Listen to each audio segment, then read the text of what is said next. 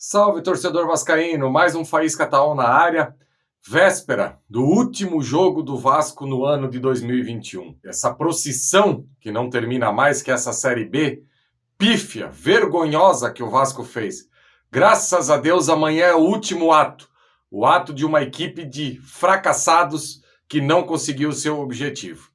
Hoje, a resenha por aqui nem é muito sobre esse jogo de amanhã, sobre essa campanha, que tudo isso a gente já falou aqui muito.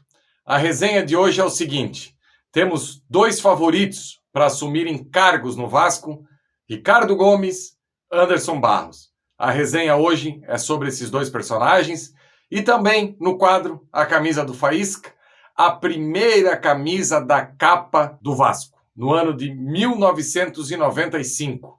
Essa camisa aqui, uma camisa que começou a era de ouro do casamento entre Capa e Vasco, de 95 a 2000. Se liga aí.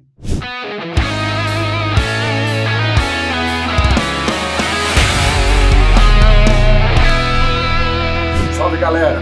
Mais uma semana que se encerrou e o Vasco ainda não anunciou o nome do seu executivo de futebol e tão menos do seu treinador. Logo da demissão do Fernando Diniz e também do Alexandre Passo, a gente conversou por aqui e eu deixei claro que não via a necessidade do Vasco sair ao mercado contratando um executivo, contratando um treinador.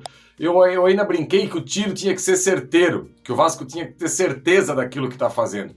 E eu acho que o Vasco logo vai anunciar esses dois nomes. E quem sabe até um terceiro nome. E aí que entra Ricardo Gomes. Uma informação que o Flávio Dias trouxe durante a semana: já houve uma reunião entre o Ricardo Gomes e a direção do Vasco, tudo muito alinhado, tudo muito certo, para o Ricardo Gomes ser algo acima do diretor executivo do Vasco. E eu confesso que acho muito interessante esse tipo de cargo. Como se fosse um VP, que hoje o Vasco não tem, o vice-presidente de futebol, remunerado. Até para não deixar tudo nas mãos do diretor executivo, que a gente já viu o que aconteceu esse ano, quando um cara só tinha a caneta na mão e podia contratar, podia dispensar, podia fazer tudo dentro do clube. Então eu acho que esse cargo do Ricardo Gomes é muito importante para ter alguém colado junto no presidente para poder debater e fiscalizar essas ações do diretor executivo. E até trabalhar em conjunto. Porque hoje, se você não trabalhar em conjunto dentro de um clube, comissão técnica, diretor executivo, vice-presidente de futebol, diretoria, trabalhando todo mundo junto, já é difícil de você acertar. Imagina se ficar na mão de poucas pessoas e cada um puxando para um lado.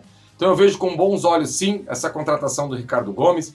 Inclusive, saiu a notícia que o filho dele é sócio de uma agência que alguns jogadores do Vasco têm o seu nome. Eu confesso a você que não dá pra gente achar que tudo tem sacanagem, que já vai ter rolo, que o Ricardo Gomes vai lesar o Vasco, que daí os jogadores do filho dele terão preferência dentro do Vasco. Eu acho que assim, antes de começar um trabalho, você já querer minar esse trabalho, eu concordo pra você que o ideal seria não acontecer esse tipo de coisa.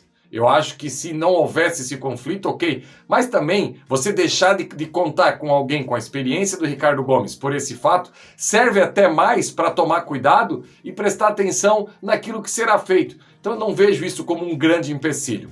Já o executivo de futebol, o favorito é o Anderson Barros, que hoje à tarde tem a decisão aí do Palmeiras da Libertadores, ele que pode ser bicampeão da Libertadores com o Palmeiras, só que a Leila já deixou claro aí para os seus pares que não quer contar com o Anderson Barros para o ano que vem.